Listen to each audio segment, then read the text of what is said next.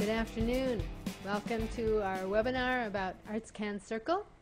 I want to thank the Songwriters Association of Canada for hosting this session and giving me the opportunity to tell you a little bit more about ArtsCan Circle and ways that you might choose to get involved. We are going to have questions that you can type in, and we'll try and save them till the end. I think we'll give you a little slideshow first, and then we'll take some questions at the end about anything you'd like to know more about. ArtsCan started by a wonderful harmonica player named Mike Stevens, who was touring the world and happened to meet some youth in Sheshatshiu, Labrador, and became aware of the difficulties and challenges that were being faced by our northern Indigenous communities across Canada. Decided that he wanted to do something personally to help those youth out, and started publicizing that the kids need things to do and need instruments, and he would take them to kids in the north if he could get them. So people across the country started sending him instruments, and that's kind of how the whole thing started. That was back in 2000. So it's formed from that originally. And I'm Carol Teal. I'm now the Executive Director of ArtsCan, and I've been involved with ArtsCan since about 2005. I'm also a singer-songwriter and a member of Songwriters Association of Canada, so I'm very happy to be able to present to you today. I started as a volunteer, as most people do. I was the secretary for ArtsCan for about 3 years on a volunteer basis, and then we were able to start having some staff, so I became the executive director, and I've done that for the last 3 years.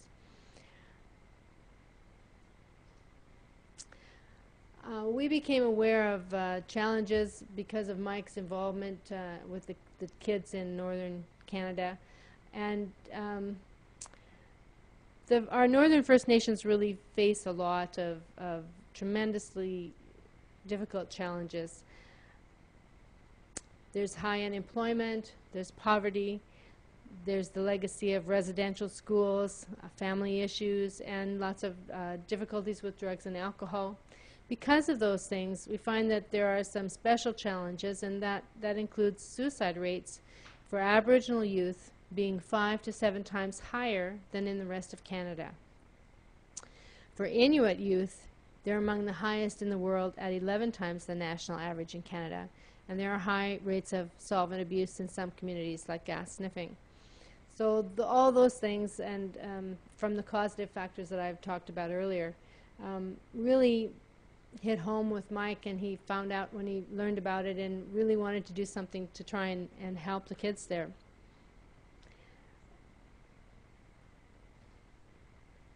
ArtsCan Circle's philosophy is kind of based on this quote from the National Institute of Mental Health that says, prevention in Indigenous communities needs to be focused on life-affirming messages and strategies rather than on suicide and death.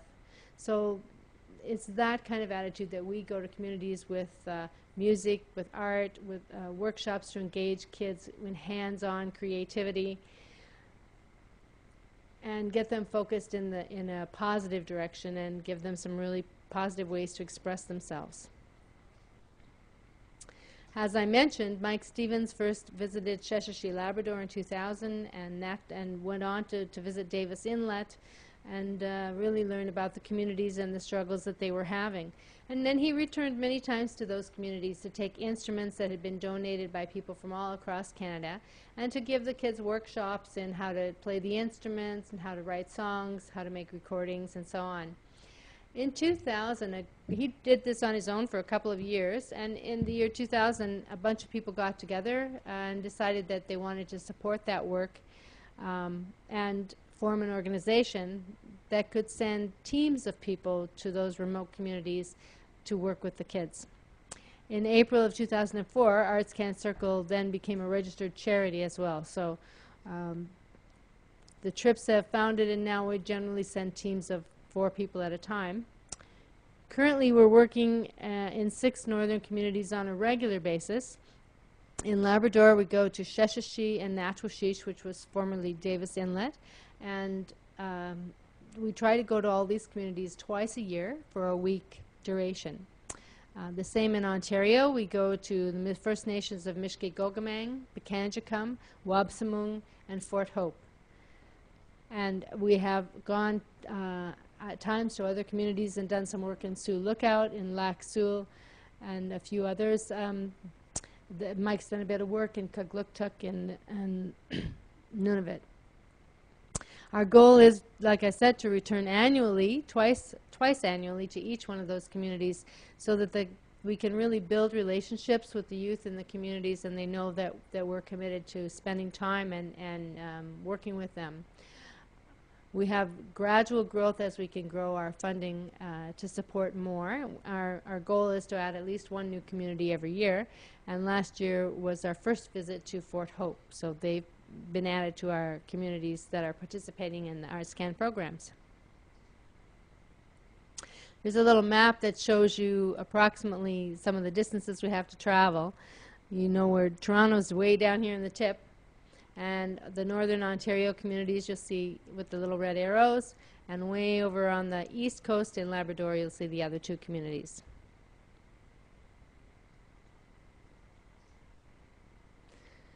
When we're in the communities, a team will do workshops in a variety of things.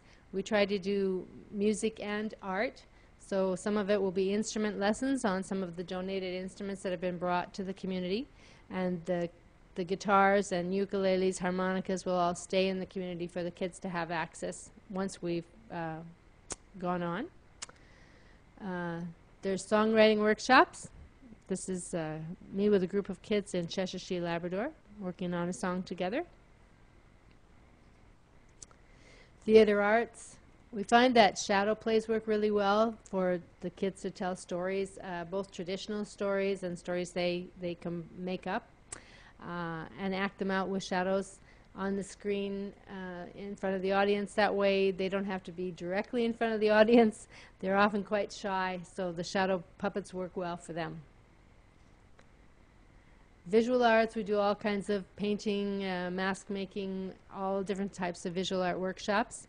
And we're trying to work more and more with artists that are resident in the communities so that we can engage them in doing some mentoring with the kids as well, and give them the boost that they might need, or just the validation that they are doing wonderful art to help everybody's self-esteem build. We're also, whenever we can take Indigenous members on the team, we will be doing some traditional crafts and culture teaching as well. Sometimes most of the schools have some culture teaching and first language teaching in the schools, but it's often quite limited. So the culture teachers usually really appreciate it when we can bring Indigenous artists in to help validate what they're doing and bring some new stories and traditions that the kids may not have had a chance to participate in before. And singing is always fun, especially with the youngest kids. We get them involved with lots of action songs, and they love it, so lots of singing. At the end of the week, we always try to do a performance for the whole community or the school community. The kids will get the chance to showcase the works that they've created during the week, sing songs they've written, perhaps play instruments that they've been working on, and give a shadow play if we've written a shadow play, all those types of things as well. Sometimes we can just turn the whole event into a community talent night and get all local musicians and anyone who wants to perform involved to give a show for the whole community. It's lots of fun. There's kids with instruments that have been donated to the community. That particular one's in Natwashish, Labrador. But that's what we're always taking: ukuleles, guitars, harmonicas. and leaving them for the kids. We've also been able to take some recording equipment to some communities and do some workshops on how to do recordings, audio and video recordings of new works that they may create, as well as documenting some of their traditional singing and dancing. The main objectives of ArtsCan Circle are just to build self-esteem and confidence in the youth that participate in our workshops.